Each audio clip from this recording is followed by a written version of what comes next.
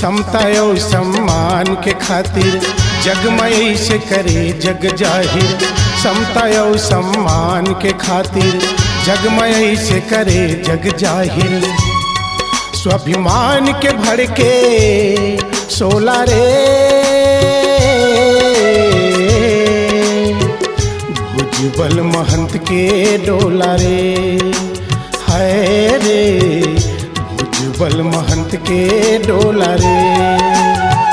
डोला रे डोला रे डोला रे भुजबल महंत के डोला रे। भुजबल महंत के डोला रे। भुजबल महंत के डोला रे। भुजबल महंत के डोला रे।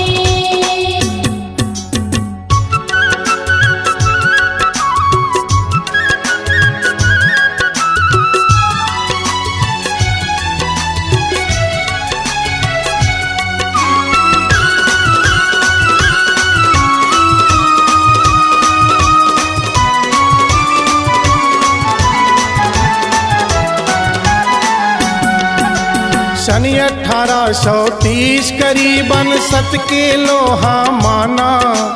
मॉन्टेक्यू बटलर के शासन काल के बात ये जाना। सन 1830 करीबन सत के लोहा माना। मॉन्टेक्यू बटलर के शासन काल के बात ये जाना। नागपुर सुप्रीम कोर्ट में जाके मानवता के धाक जमा के। नागपुर सुप्रीम कोर्ट में जाके मानवता के धाक जमा के। सत्य नाम के धावा बोला रे भुजबल महंत के डोला रे। भुजबल महंत के डोला रे। भुजबल महंत के डोला रे। भुजबल महंत के डोला रे।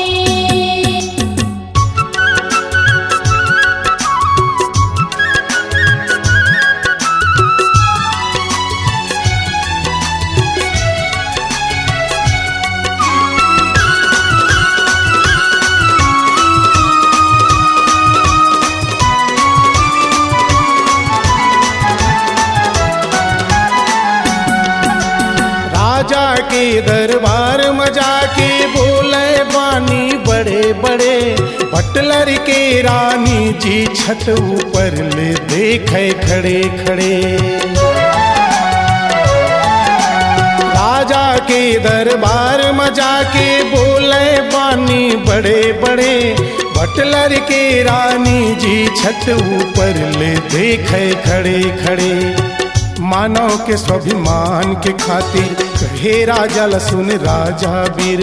मानव के स्वाभिमान के खातिर कहे राजा लसुन राजा वीर। डोला के हक दे दे मोला रे भुजबल महंत के डोला रे। भुजबल महंत के डोला रे। भुजबल महंत के डोला रे। भुजबल महंत के डोला रे।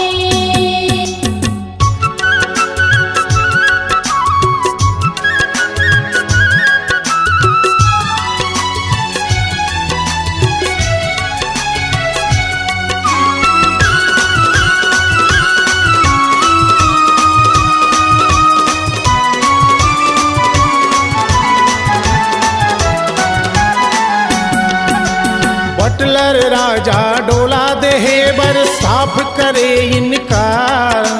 महारानी बोले मानवता खातिर वो करो हे अधिकार।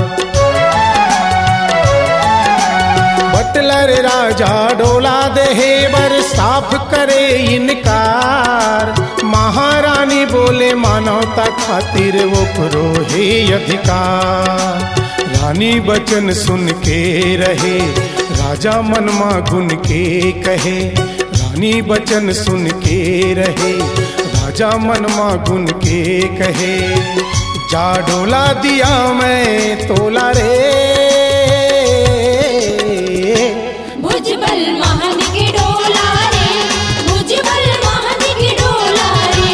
भुजबल महंत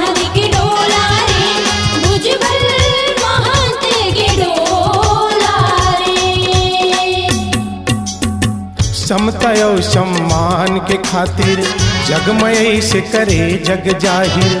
समता और सम्मान के खातिर जगमय से करे जग जाहिर। स्वाभिमान के भड़के शोला रे,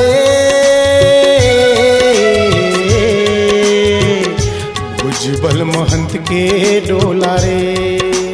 हाय रे भुजबल महंत के डोला रे, डोला रे डोला रे डोला रे।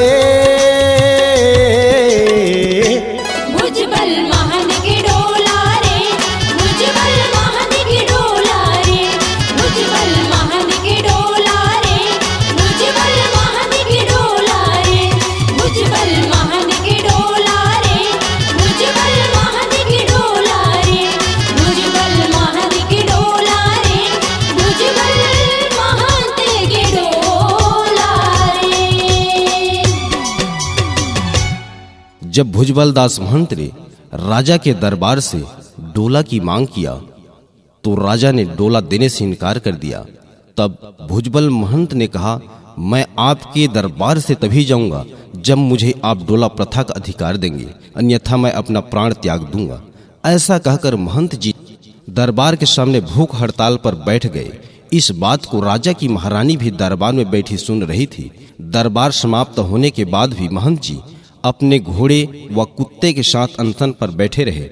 महारानी ने घोड़े के लिए दाना, कुत्ते के लिए खाना व महंत जी के लिए भोजन भेजवाई, परंतु तीनों प्राणियों ने खाना ग्रहण नहीं किया। खाना यथावत रखा हुआ था। इस परिदृश्य को महारानी अपने महल की अटारी से खड़ी होकर देख रही थी। तब महारानी ने राजा के पास जाकर बोली कि महाराज, इंसान तो इंसान, जानवर भी भोजन नहीं कर रहे हैं। हे राजन, मैं सत्य को केवल सुनी थी, आज प्रत्यक्ष देख भी ली। मानवता के नाते सभी का समान अधिकार बनता है, अतः महंत जी को डोला का अधिकार दिया जाए और इस तरह भुजबल महंत जी को डोला का अधिकार प्राप्त हुआ। C-Log Digital Recording Studio, Cordoba. Contact number 99071192115.